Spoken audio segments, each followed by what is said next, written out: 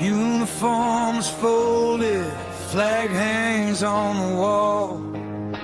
Traded steel and thunder for silence in the hall. The mission's over, the deployment's done, they said. But the war inside my head, it hasn't left instead.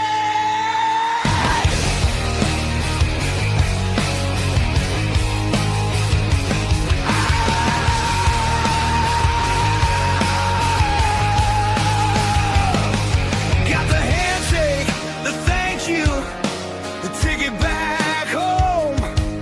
Now I'm standing on the sidewalk, feeling utterly alone. This freedom is a cage that I can't seem to break. Every single morning it's a future I might forsake. Lost the rhythm, lost the drive, the structure disappeared. The invisible wounds are the ones that I truly feared. I'm walking on a wire, the pressure's coming down. Is there anyone listening in this lonely town? Full speed ahead after battle. Ladies and gentlemen, good evening and welcome to another episode of Full Speed Ahead After Battle. As always, I'm your veteran mental health coach here, and we are on the military broadcast radio where we give a veterans a voice. As always, we have a great lineup tonight. We've got David C. Reed. He's spent nearly 30 years in and around leadership and the military, law enforcement, and all kinds of other things. Author of several books, and all around great guy coming out of the military, great guy on the topic that we're going to be discussing tonight. But before we get to our guests, let's recap the last week, shall we? Olympics have been on. If a lot of people are watching that, I know I have been. USA women are dominating all the sports, whether it's curling, hockey. Man, hockey, they're outscoring the competitors 30-1. They've only had one goal against them this entire time. They'll be playing for gold. Women's and men's curling, monobobbing, all the different sports at the U.S., we're just killing it in the medal count. That's good to see. That's a lot of what we have. A lot of, USA supporters over there going hard for USA in our sports and everything, showing us a good time. Great to see that. If you've been following me along on social media, you'll know that last week was my last week at Mercedes, or last day at Mercedes-Benz. I spent nearly 10 years there doing all kinds of different roles, from funding to title work to program ownership, all kinds of different things. I met a lot of great people there. I got to say, it's a great company to work for. A lot of different changes going on right now. Most importantly, I met my wife there nearly 10 years ago when I first started.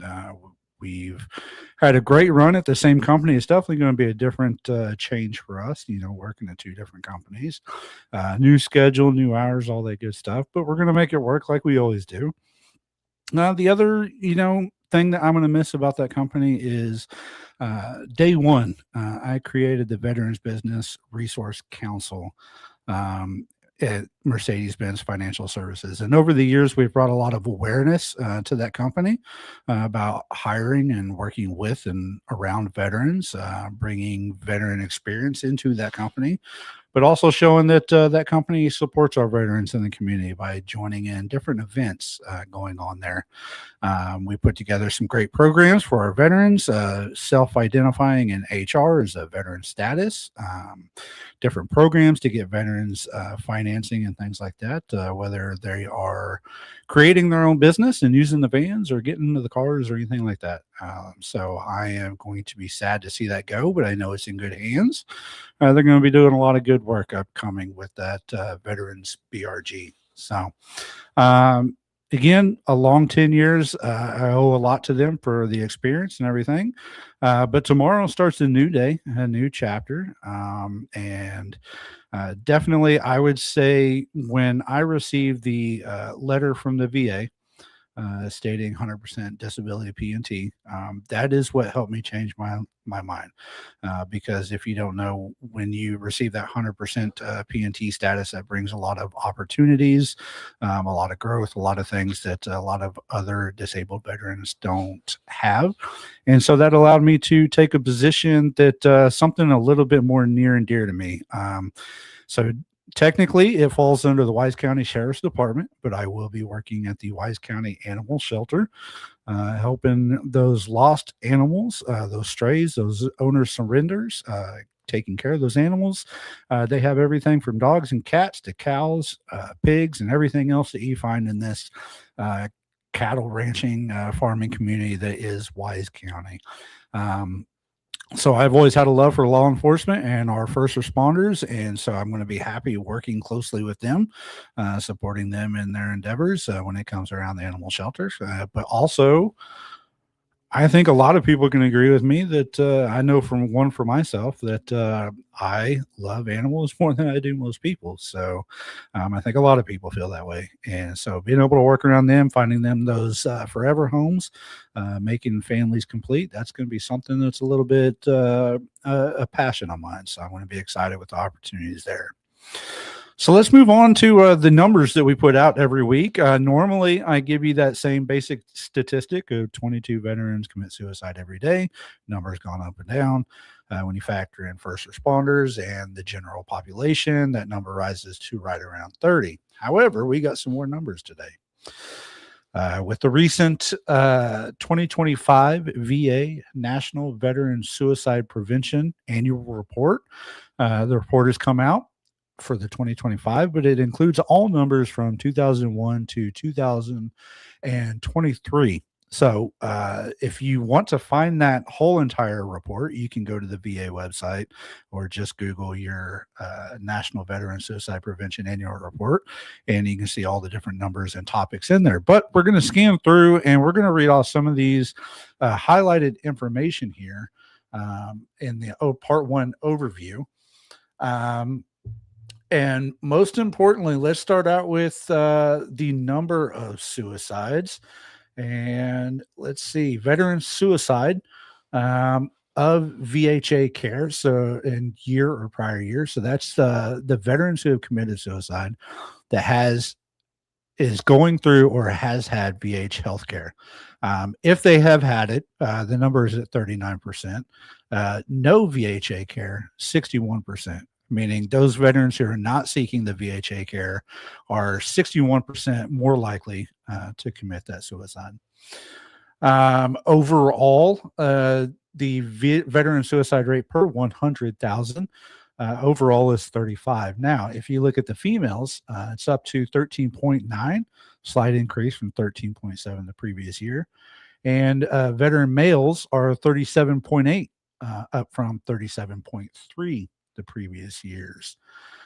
So let's go down and scroll through some of the major topics that lead to these veteran suicide trends and patterns.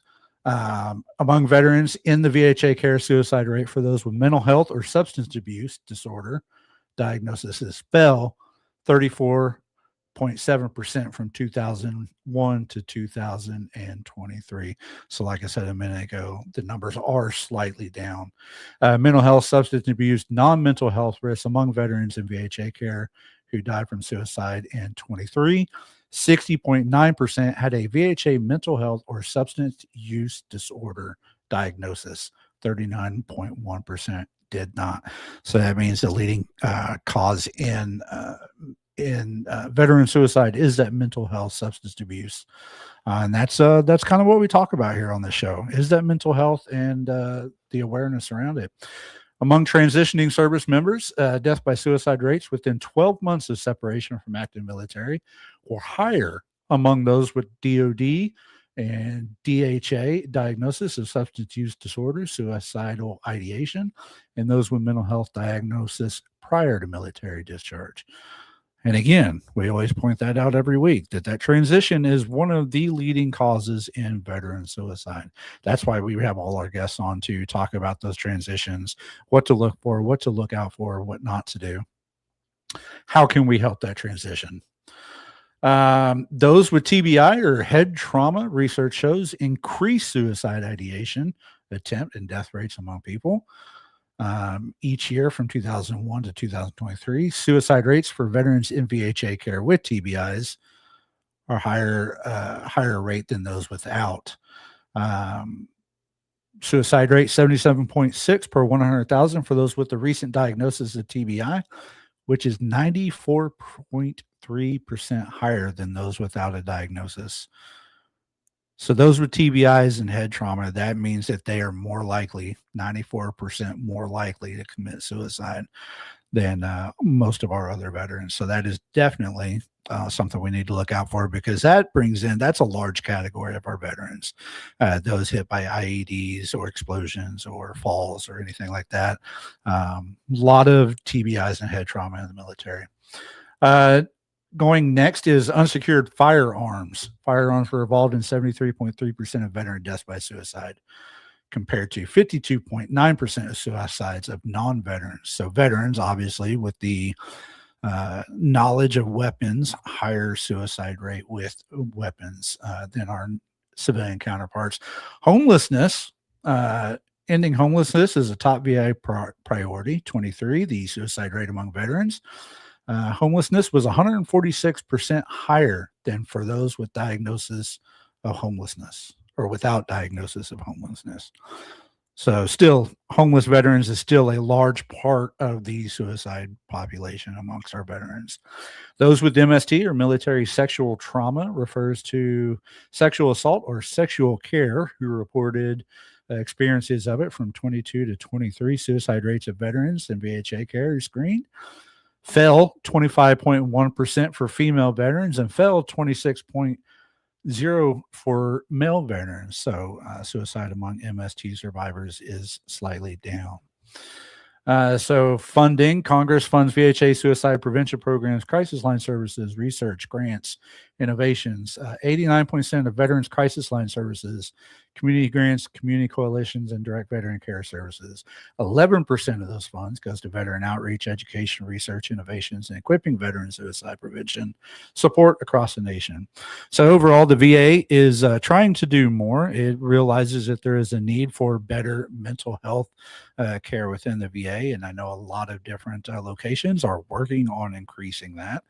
And so I will give that to the VA that they are stepping it up. So again, those are the basic numbers for this year's report, and that's for all years from 2001 to 2023. So again, the numbers are slightly down, which is good. The exact number for 23, 6,398 veterans committed suicide. That is down from 6,442, which we still have a long ways to go. However, it does show VHA affiliated veterans, or veterans that are seeking that help with the VA, 2,498 suicides in 23, down from 2,574. So those numbers right there, when you talk about just veterans not seeking help, 6,000, just over 6,000, VA veterans seeking help, just over 2,000. So for those veterans out there, if you're wondering if you need to reach out to the VA and get that help, those are your numbers. This is your wake-up call. You are better off going to the VA and seeking that help, whether it's the VA, VFW, American Legion, any of those military veteran groups out there. Go out there and get that help. Okay, it's okay to ask for help. You're not in this alone. Numbers show it. The more you reach out for help, the better off you are, the more likely you are to succeed in this life.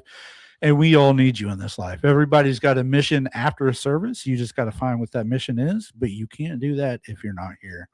And remember, it's not just you that has to suffer. It's those friends, families, and support network that are here after you are gone. So you got to remember that as well. So with those numbers, that is the, again, overview. Go Google the rest of it. There's a lot of great information. There's about 70-something pages overall on the main report, and a lot of good information in there as far as the numbers and how our veterans can get help, the different programs that they're doing. So be sure to check that out. So with that, we're going to get into our discussion tonight. I know he's got a lot of great information on these topics and then some, and we're going to get into that. But this guy, again, spent nearly 30 years in and around the military, law enforcement. He's an author. He's been around. He's done that. So our interview of the week is going to be with David C. Reed. Let's welcome him aboard. The interview of the week is brought to you by Jersey Mike's, a sub above. David, welcome to the show. Thanks, Josh, for having me. How are you tonight? I'm doing great. I can't complain. It's another day in paradise, right? There we go. It's very important topics that you bring up, and just listening to those stats that you listed, I think everybody that is in the veteran community knows those stats to be accurate and true, just based off the number of funerals or interventions, things like that we have to take care of. And as a guy, the last half of my career where I was a civilian with the U.S. Army, where I led not only civilians and contractors, but soldiers, Marines, Air Force, transitioning from military into the civilian sector is a big leap. And a lot of people, despite everything that the Army or whatever service you're with does to prepare you, there's still the preparation you've got to do inside. And absolutely, very important topic. Yes, sir, it is. So before we get into that topic, then why don't you introduce yourself a little bit to the people, the viewers, and tell them who you are, where you've been, what got you here? Well, wow, what got me here? First of all, I do want to say one thing. I'm a little older than you think I am. Not 30 years, 40. Oh, wow. Starting in 1979 and until I retired as both a cop and a GS civilian from the Army, as well as, years before that, I was active duty and then I went into the reserves, but spent the biggest part of my career both as a cop on and off, depending on what I was doing in the reserves, but then took a job with the U.S. Army in charge of force protection and law enforcement training for the military police school at Fort Leonard Wood. Very rewarding part of my career, but it did open my eyes to a lot of the things that you're talking about and the difficulties that my civilian employees had as they transitioned from military to civilian. My transition was I went cold turkey. When I left active duty, there was none of the financial planning. There was none of the outreach to the spouse. There was none of the, let me help you with a VA disability claim. None of that. It was, oh, you're quitting, sign right here, and out the door you go. Make sure you clear CIF, make sure you turn in all your crap before you leave. And that was really all I got. And so, emotionally, it crept in places that I didn't expect it. But I went almost immediately into civilian law enforcement and met other people like me. And that's really what helped. It helped that law enforcement, the organization that I went into, was structured very militarily and had a good organization and structure to them. So it felt like a natural move.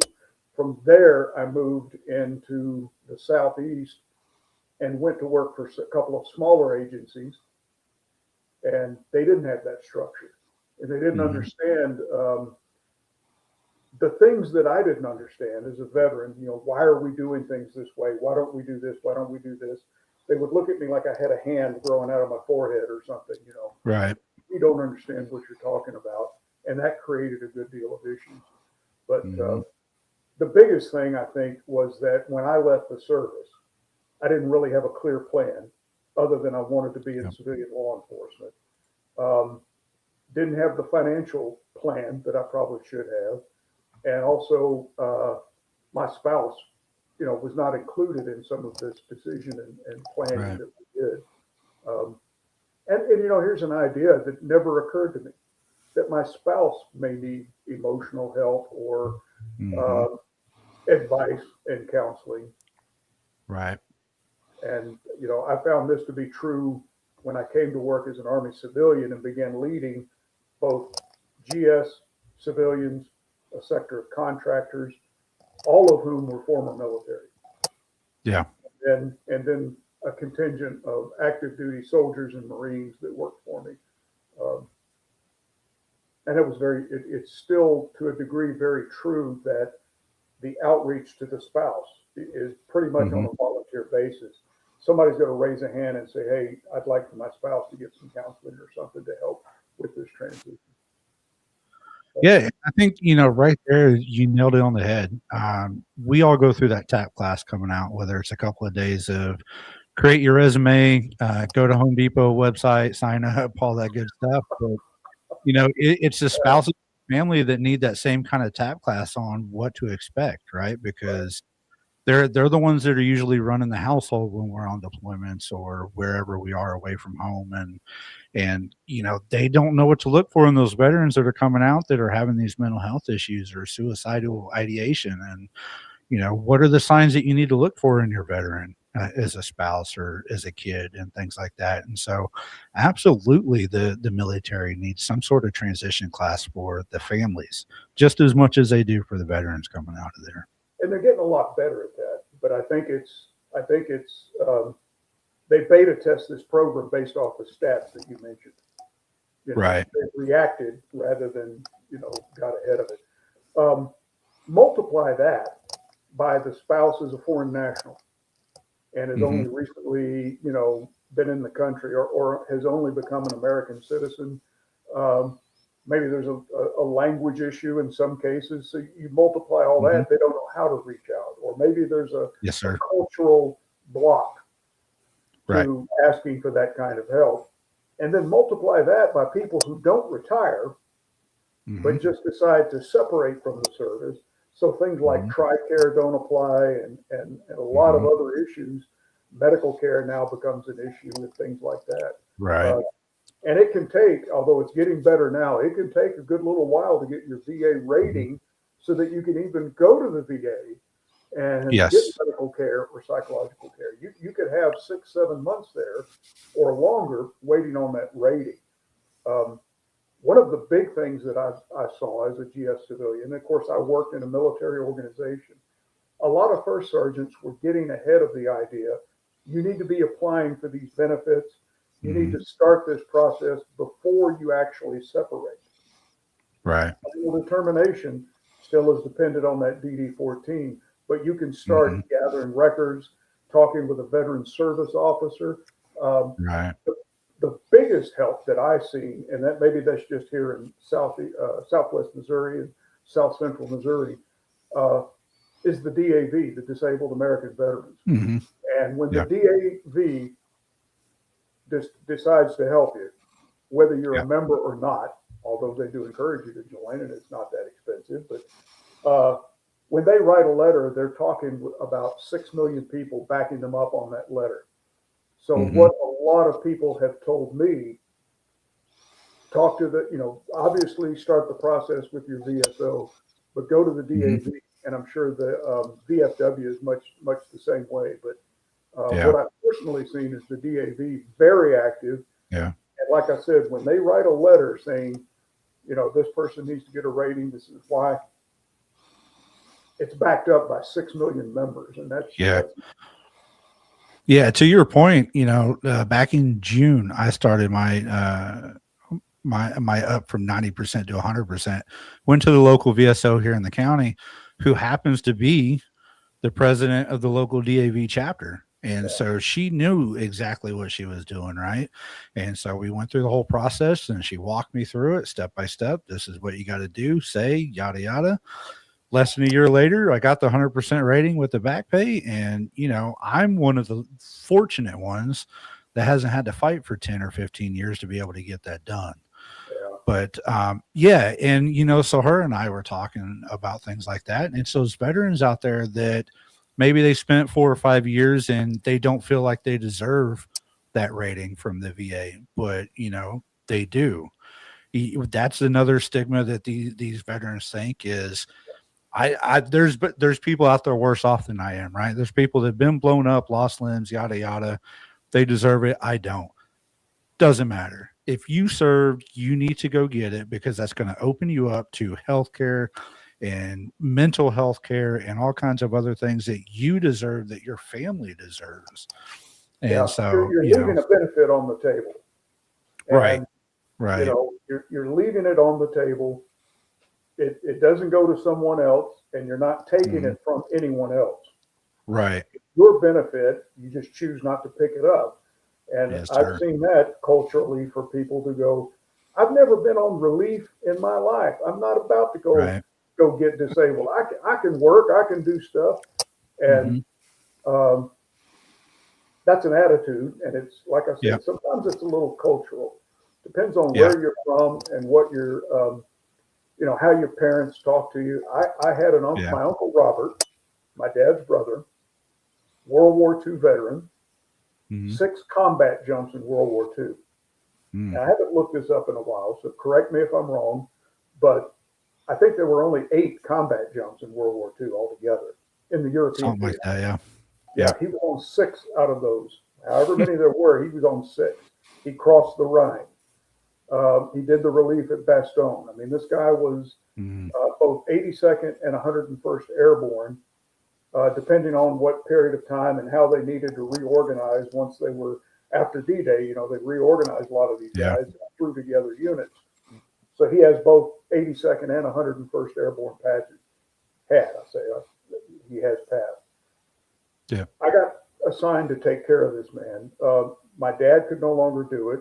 Also, you know, he was in his 90s, and I became his attorney, you know, and worked with him and found out that here's this gentleman, still very cognizant, still very aware of who he was, always, you know, he was my uncle was 96 at the time I took over, you know, as his attorney of record to help him with his, pay his bills and things. He was in a nursing home, not a VA nursing home. He was paying for his own hearing aids, his own prescription, and everything. And when once I got all these records and I discovered this, I said, why the heck isn't the VA stepping up to help a World War II veteran?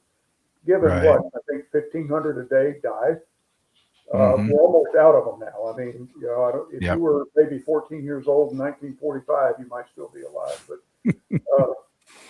I questioned him about that. You know, what has the VA done for you? What have you? And he says, I've never even called him. Never occurred to him. Yeah. And that broke my heart. In fact, I could tell that he was within 6 months of being on the street, because he was just going through his checking account, his life savings, until it was zero. And at 96 years old, he was within, you know, just a few months of being on the street. So I immediately contacted the VA, and to their credit, we never heard of this cat. We can pull up his records. We certainly can get, you know, we certainly can find him, but we may not have time to do anything with him. It may take a while. So that was kind of a heads up. And I went back and talked to some of my soldiers who were, you know, a little older, getting ready to retire after, say, 25 years or so. I said, it's not too early to be thinking about the fact that you may need care when you're older, and you can actually apply for this type of care, you know, for the future. Yeah. And sadly, what the VA told me is by the time we find him in the system, get him signed up, find him a bed in a VA home at 96, he's probably not going to be here. Yeah. That unfortunately, there's a lot of the older veterans that are experiencing that. And that's what I try to tell the younger guys coming out is, you might be fine right now. Your knees might not be hurting, your shoulder might be fine, but it's 10 years down the road when things start changing that you realize, okay, now I'm not doing so hot. But because you didn't go back then, you have a hard time tracing it back to service, and the VA is going to deny you easier that way. And, you know, like your story, my dad retired after 30 something years as well. And he didn't want to go to the VA because he saw what I went through going through the VA. And he's like, I'm just not going to do it. But he came down with stage 2 non-Hodgkin's lymphoma cancer. And I was talking to him. I was like, look, you've got to get into the VA, whether you're disabled or not. You got to get in there, because as a veteran with cancer, they will 100% take care of everything. Right. And so I and his family down there were trying to get him in. This is in southern Mississippi, which, from my understanding, the VA is pretty good down there. But he finally got an appointment scheduled to go in, and then he gets a letter in the mail saying, well, we got to cancel your appointment and reschedule you. Well, how does that work for cancer patients, right? It's not like you can sit around and wait to get into the VA. So again, I say that to say this is, again, if you're coming out the day one, before you even come out of the service, go to the VA, get signed up, get whatever you can. And years down the road, it's going to be even easier for you. So let's go back. You had a lot of different careers in your life and a lot of different transitions. And you said, you quit cold turkey coming out of the service and then going on from there. So what did you learn from that transition, that first transition over the years that helped those transitions become easier for you?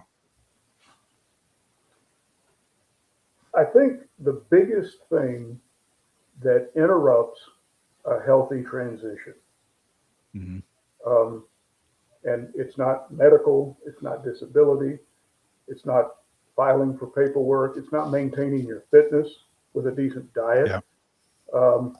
That's the first thing that goes to hell, by the way, Yeah. But, I would sum it all up in one word. It's pride.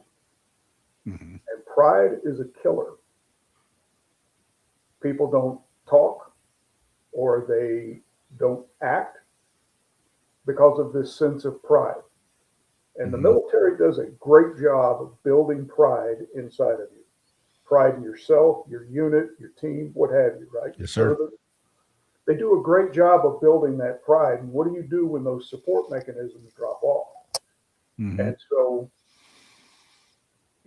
I think that's what if I could put it into one word that interrupts and destroys a healthy transition, it's pride. Yeah. I completely agree with that, because there's some people that, they come out and they're like, I did all this stuff, right? Now I'm going to go find a job very easily. I want to continue getting paychecks and move on. And sometimes it just does not work that way. I know I got 8 years in active duty Navy. I did everything from master helmsman to working with JAG to sonar technician. I worked on, when I came out, the newest sonar equipment that the Navy had to offer, right? So I figured I'm going to go in Texas. What else am I going to do? Go into the gas and oil industry, right? Sonar and ground is similar to sonar on the water, a little bit different math, but no, I got out and they're like, well, no, you're not qualified. Well, I know I don't know the equipment, but at least I know, the mechanisms and the math behind it. I should be able to pick up pretty quick. Well, no, we can't do that. I was like, all right, well, let's check out security teams or something, around DFW. They've got to be going on. No, you didn't take the Texas security class or the TCOL or anything like that. Okay, well, let's keep going on down the chain. Home Depot, Lowe's. No, we don't want to hire you, even though you're veteran friendly. I was trying McDonald's and Hardee's and everything else. Well, you're overqualified. Look, I just wanted at some point, it comes down to, I just need a job, right? And I think that's what a lot of veterans don't realize is sometimes you've got to take what you can get until you can get to a better position. And I think but that also goes back to, you need to plan before you get out. Even if you're saying 4 years, I'm done, you got to start planning that year ahead and start looking on these things. Where are you going to live? What are you going to do for a job? Where are you going to go to school? Because if you think you're just going to get out and go straight into work in today's economy and everything, good luck with that, right? Yeah, it's a lot better nowadays than it was. It is. I don't know what year you separated. I was in the mid 80s. So, like I said, we got corralled into a room. All you quitters, get into this room, trying to, this lady from the VA is going to come in and give you a brief, but every one of you walked in here and every one of you is going to walk out. So you don't need none of this crap. And I don't know why this E8 thought he was saving the government money or something, but she came in, gave a brief, was very nice, very informative, handed out a lot of paperwork. And on the way out, you could be surprised how much that stuff was in the trash. Because at the time, I was still in my 20s, still, running about 4 or 5 miles a day, very physically fit at the time. didn't think I needed anything. And again, that's that pride. Yeah. And what I see with Absolutely. older guys, I've even met veterans, and this always breaks my heart. They re-enlist up to about 14 years, and then something happens in their career that just sticks in their craw. Well, I'm going to get out. And I'm thinking, no. And I have sat guys, I know one active duty Marine and a couple of different active duty soldiers. I sat in my office 14 years, and you're an E6. You'll make E7 in the next 6 years, I'm sure. But even not, you can do 20 at E6. And you're going to give up all of that. And I mean, I'm pretty sure that none of these people really spoke with their spouse about it before they pulled the plug and made that decision. And again, that's that pride. Everybody doesn't have the best stellar super career that you dream of, but you have to look at sometimes at what I do is important. Yeah. And I've got to take care of myself and my family. And like I said, that pride's a killer. It is. It sure is. All right. Well, we're going to take a quick break. And when we come back, we'll get into some more discussion. And then we're going to roll into the author that you are, start discussing some of these books and how that came about. So we'll be right back after these messages. These books right here? Is that what you're talking about? Yeah, those ones right there. The blockade runners right behind you.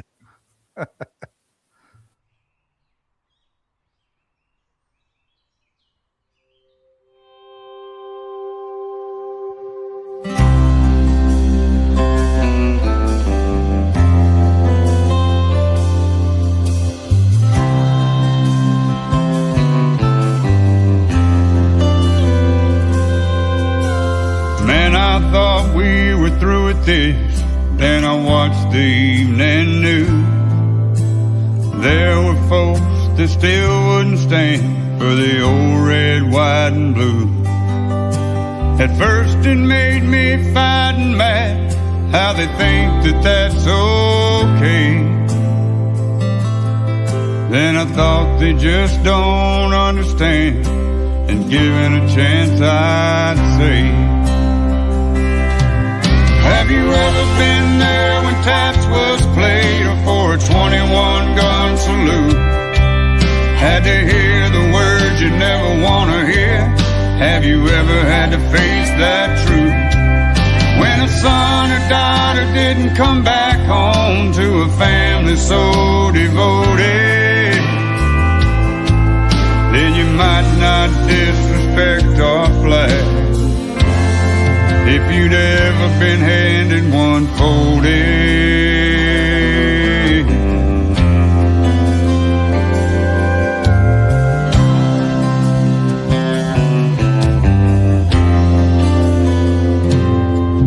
have you seen a heartbroken mother or a father fall to his knees? Been there when a family got the news that your freedom wasn't free? Have you seen a flag draped coffin? If you did, how'd it make you feel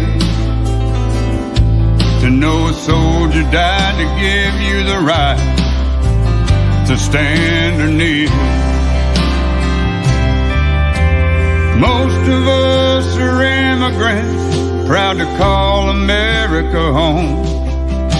And I'll stand for the red, white, and blue, even if I gotta stand alone.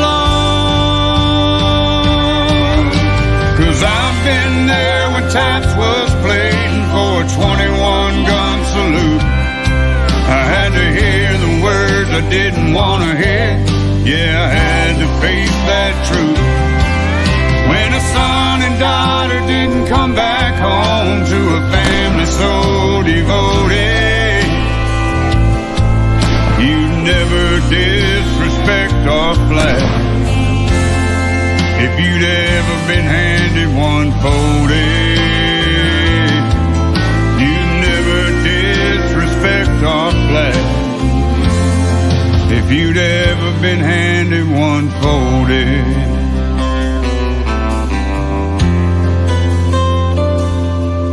one folded.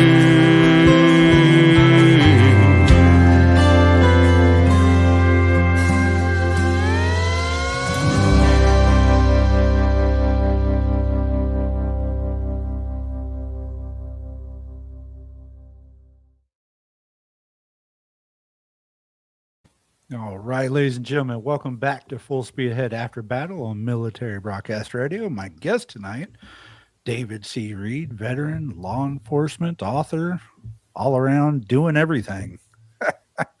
Before we get into those books, though, I got a question for you, and this seems to be probably one of the biggest transitions, probably because a veteran, I'm going to say this, and I don't mean it technically, but a veteran is a police officer is a veteran. I mean, they go hand in hand almost, one on a bigger scale, one locally, but in your experience, what makes that a good fit for a veteran to go into law enforcement? Why do you think that is? Well, I know you were Navy, and I'm sure the Navy has a set of values. The Army has their 7 values, and one of them that probably goes to what you're asking is selfless service. And the value of selfless service fits well in law enforcement. It fits well with firefighters. It fits well with EMS, nursing.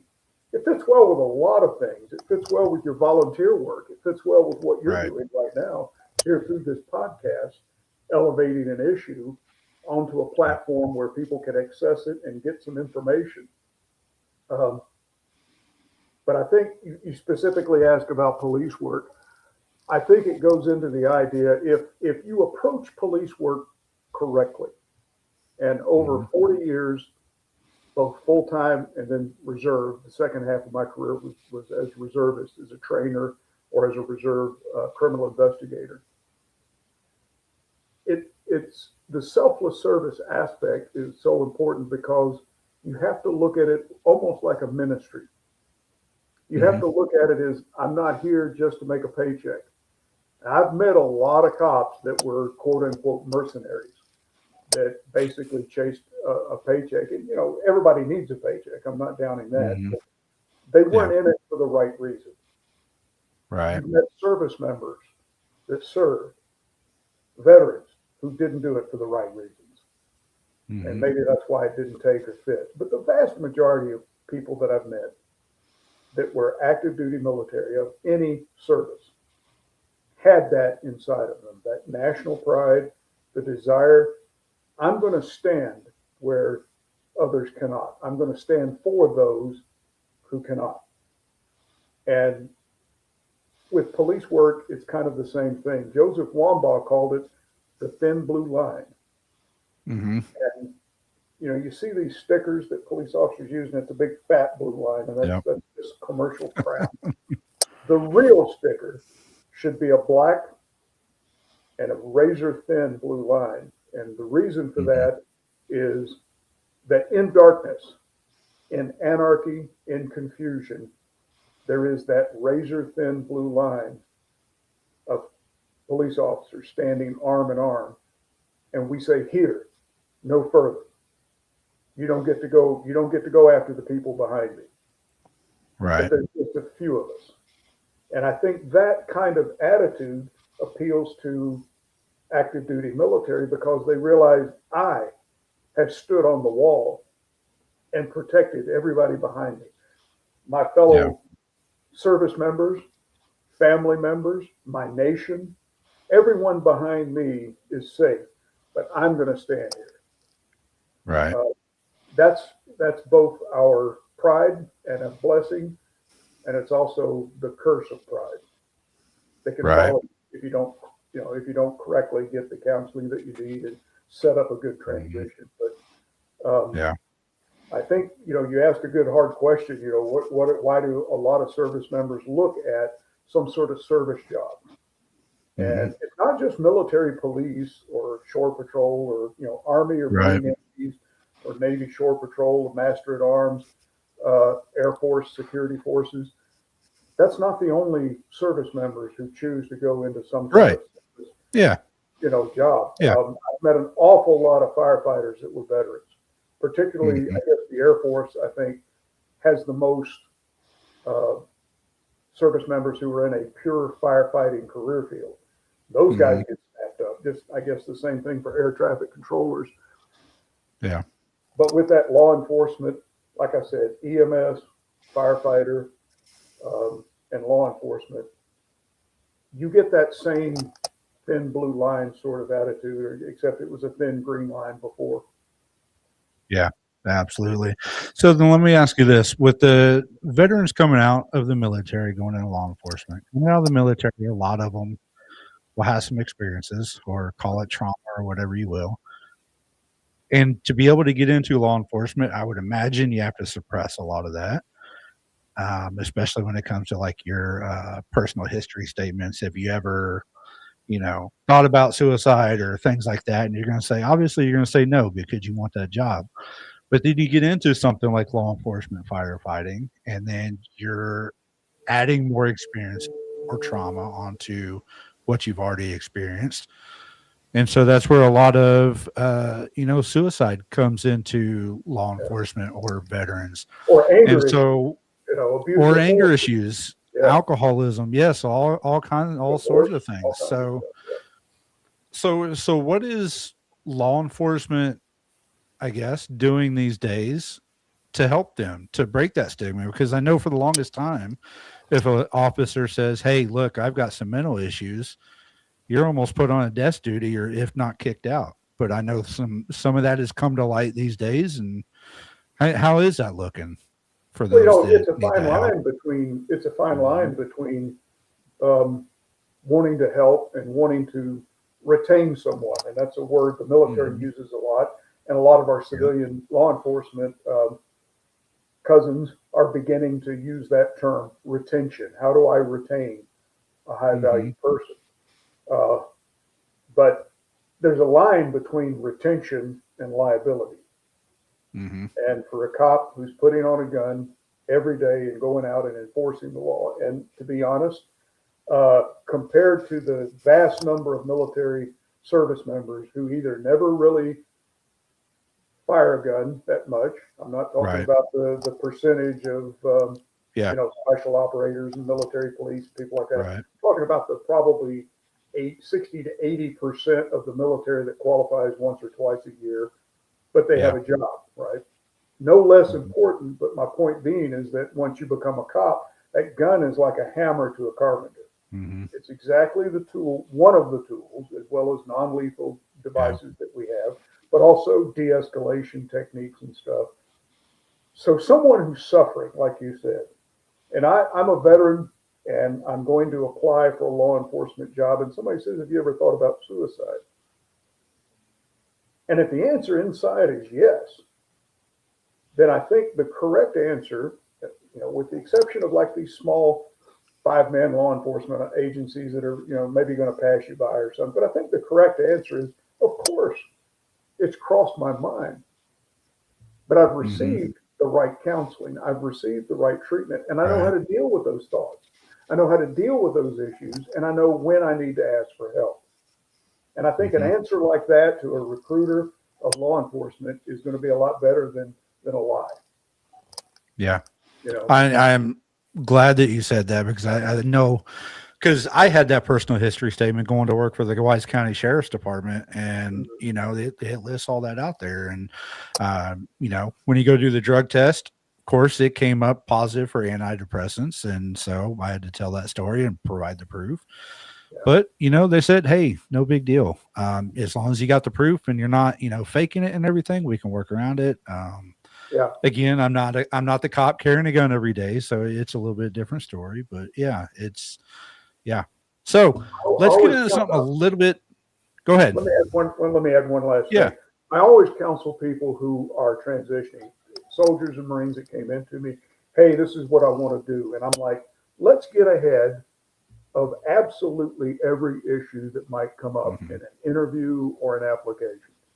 Get ahead of it. Let's bring it up first so that we manage that discussion, as opposed to you're reacting and you get caught off guard when you asked it. So one of the things that really helps transitioning veterans are rehearsed interviews. Get 5 or 6 friends, mixed civilian and military, that will help you with this, and interview you, a mock interview, so that you're prepared for these things, and also prepare documents. If I'm applying, like you said, you had antidepressants in your blood work, I would have had a document right there, which I'm sure Yep. you did, and said, no, let me Yep. tell you about it, and I'm going to manage that conversation, so to speak. So get ahead of Exactly. any issues you've got. It's better to be proactive than reactive in Yeah. this situation. Absolutely. So let's get into this topic about how did you or why did you decide to become an author? Where did that happen? I've been writing my whole life, and even Mhm. in my military jobs, I wrote doctrine, I wrote educational documents, I wrote lesson plans, but fiction writing, I've done this sort of as a hobby, going well back into the 80s, and mostly it was short stories. I wrote a couple of very bad novels, and they died the death that they deserved. But transitioning from law enforcement, GS-13 military, active duty, everything. When I retired, I have 4 retirements. I retired from everything. Mhm. And I spent the first 6, 7 months, maybe a year, landscaping the house and moving rock. And I tore my rotator cuff, moving too much, doing rock work around the house and stuff like that. And then what? And so Yeah. ideas, stories, Mhm.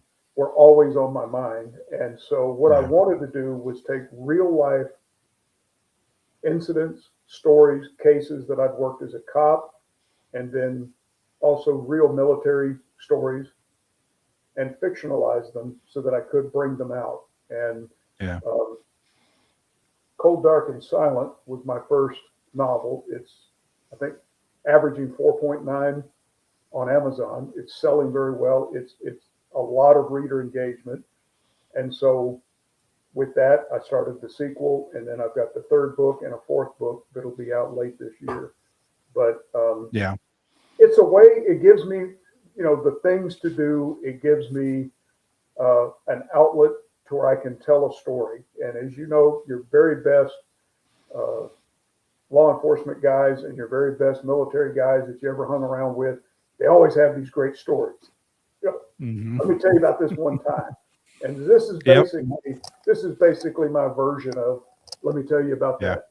And so, as oh, great, you're showing it. Yeah, they're available Yep. on Amazon, Barnes and Noble, Books A Million. If your local Barnes and Noble or Books A Million don't have them, go in there and ask. They'll get them shipped to you.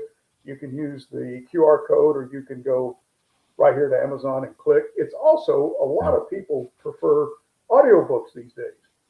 Uh-huh. And I listen to podcasts, especially yours, but a couple other podcasts I listen to pretty regularly, but I haven't really done audiobooks, but everybody kept asking me. So we've released both of these titles on audiobook, and they're doing very well there too.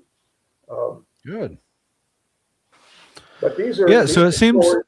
This is the main story. The main character is a guy named Ash, Army Mhm. veteran, war veteran, leaves the military and goes into law enforcement, spends a long time in law enforcement, and then has to retire to take care of his dad, his aging father.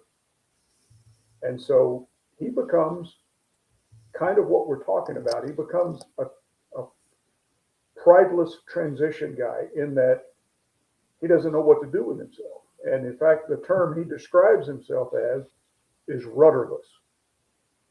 And then, be careful what you ask for, right? Because Right. all of a sudden something drops into his lap. Some locals ask for some help. He gets involved with it, and almost gets killed for Yeah. his involvement. This is a true story that I have fictionalized and brought out, because it's almost at a point where you can't really tell the truth sometimes about things. There's always somebody out there waiting. But Right. this was a case where a woman went missing for 2.5 years. And without ruining the story, I'll tell you, don't read chapter 28 by yourself. It's a little itchy. Yeah. Uh-oh. And the blockade. Well, I put that link. Yeah, I see Yeah, I that. put that link in the comments for everybody. So any viewers tuning in, y'all follow that link along, grab one of them books. But David, it seems like writing is an outlet for a lot of veterans these days, whether it's songwriting, poems, books, whatever. It seems like that's almost like a therapy for them now. Is that kind of how you feel writing these books? You just, I know it's different when you're putting things into words and you see it differently that way. Sometimes things click a little differently in your mind, and you see things how they truly are. Is that kind of how it feels for you when you're writing these things? Is it cathartic? Yes. Yeah. Does it fill my time and inspire me and give me something to do, a reason to get out of bed, a reason to keep myself relatively fit? You know, not eat cheeseburgers every day and sit and watch daytime TV. You know, that's a killer. Any daytime TV, I don't care what quality it is, it's a killer. I watch the morning news, turn it off, and I don't turn it on again until later at night. So this gives me a purpose, an action. I will tell you that I'm in a couple of different writers guilds, and the Springfield Writers Guild, Springfield, Missouri. The Springfield Writers Guild is an exceptional organization because there are a lot of people in there like us. And not everybody is a novelist. A novelist is like a marathon runner. But if you're a veteran and you've got ideas and stories and things that you feel like you need to get out, but you're not quite sure if you can or should you, or is anybody interested? Well, maybe not, but maybe it'll help you. So journaling is one thing. A lot of people write short stories. Just tell a few small stories, and you never know. I've read books that were anthologies where people put together stories from a large group of people, and you can contribute to those. You know, but writing is definitely something that I encourage people to do, especially if they're dealing with the demons, if they're dealing with the enemy that's trying to steal you from your family, from your country, from your life. One of the ways you can deal with that enemy is to write down your thoughts, bare naked, if you have to. And then if you get to a point where you need to share that with just one other person, maybe that's easier than sitting down and talking. Yeah, absolutely. Well, we're coming to the end of the show. Been here for an hour already. Great conversation around many different topics. So thank you so much. Cold, Dark, and Blockade Runners. Go find that on Amazon. The link's in the comments. Kindle as well. And we've got the Elite Watch coming out. So be looking for that in March, right? That's right. Yep, It'll so be looking for that one. First or second week in March. Yeah. All right. So guys, keep an eye out for that. But, David, at the end of the show, every week, I like to give my guests about 2 minutes to speak their minds or their hearts to the public, to the world. Whatever you want to leave in this world, the floor is yours. Oh, that's fantastic. Don't ever give me 2 minutes to talk. I'll feel 17. But, I will tell you that I'm the luckiest guy on the planet in that I have a wonderful wife of 35 years who has been supportive. She's been there through a lot of tough stuff, and I've drug her through a lot of tough stuff, but she stayed right there. And there's something about cops and emergency room nurses. We speak the same language. And so she was an ER nurse for a long time. Now she's an educator, but she stuck with me all this time. I'm not going to say I wouldn't have made it without her, but man, it would have been ugly. And so I always, praise her, give her the credit that she's due for how she has helped teach me and lead me and mentor me in ways that I didn't even really understand or could accept at the time. So if you're out there and you're dealing with the enemy and the enemy is trying to take you, just, reach out to, even if it's just one other person. Don't be afraid to seek the help that you need. Pride and cheeseburgers every day is what kills a lot of veterans, But seriously, pride is the enemy. And not getting the benefits that you and your family deserve, or not seeking the help that your family would want you to get. If you polled your family and your imminent friend, your immediate friends, they would tell you, yes, we want you to get help. So then the only problem is you. Reach out, do it, as opposed, because I'll tell you this, and I'll close with this. I've been to too damn many funerals. To be a guy my age, too many funerals. Don't want to go to another one. Reach out for that help. Don't let pride get you. Yes, And I thank you, Josh, by the way, for having this platform where you can elevate this issue to get people's attention. And I appreciate being on the show and hopefully trying to, being of some help. Absolutely. I think I couldn't have said it better myself. Nobody's going to get that help for you. You got to get out there, take it yourself, right? Just like you did through boot camp, just like you did through the war and every other battle. You've got a team to the left and right of you. You're not fighting this alone. So don't go through life alone without your team. So, David, thank you so much for coming on the message. Good luck with everything. Good luck with the book launch coming out in March. And you are welcome back on the show anytime. I appreciate it. Thank you, Josh. Have a good night. All right. That's going to close out this week's episode of Full Speed Ahead After Battle. Our guest tonight was David C. Reed, law enforcement, military, author, all around, doing all kinds of amazing things. And like he said, and the numbers support it, is pride. Is one of the number one issues that our veterans are facing coming out of service.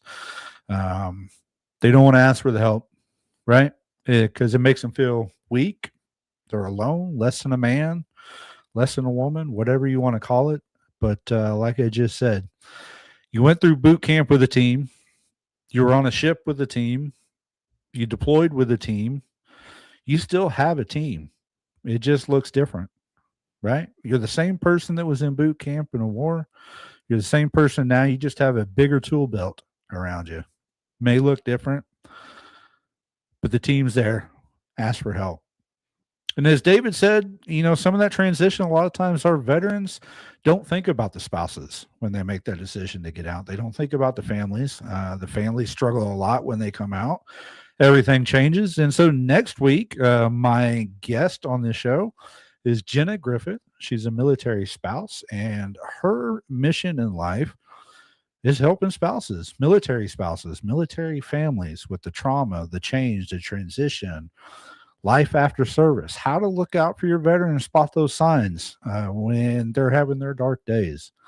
And so we're going to do exactly that. We're going to give this platform to the families and the spouses next week. So make sure you tune in for that. Upcoming events this week, other than starting my new job tomorrow, we got the VFW District 21 district meeting this Sunday. For anybody in the DFW area, come check that out. And we will see you next week on Full Speed Ahead After Battle on Military Broadcast Radio, where we give veterans a voice. And as I always tell you every week, you're not in this alone. It's okay to reach out. Like I showed you in the numbers, if you're seeking that VA help, you're highly more likely to make it out of this world alive than you are without seeking that help. Suicide rates go up for those not seeking the VA assistance. The numbers are there.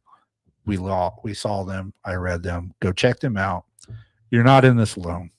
Ask for help. It's okay. Dismissed. Life is like a duck. Tough times don't last, but tough people do.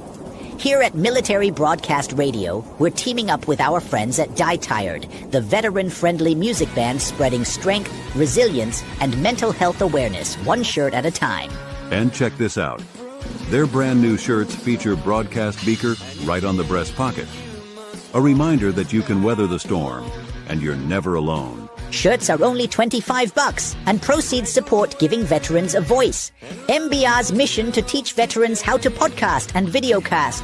Because when our vets are talking, they're not overthinking. They're not second-guessing. Together, we stop the 22 stigma. Grab your shirt today at mbradio.us and hit the shop. Or go directly to toramerch.printavo.com/merch/dietiredband. That's toramerch.printavo.com/merch/dietiredband. Suit up. Stand strong. Remember, we're unduckable together. You're built tougher than the storm. Ladies and gentlemen, thank you for tuning in to Military Broadcast Radio. As we wrap up today's show, we want to remind you that the podcast of today's episode will be available right after we go off the air. So if you missed any part of the show or want to listen again, be sure to check it out. And remember, we're here to support and honor our veterans. Your stories and experiences matter, and we are committed to giving you a platform to share them. That's right. We're here to give our veterans a voice. So don't forget to catch the podcast and stay connected with us. Giving our veterans a voice.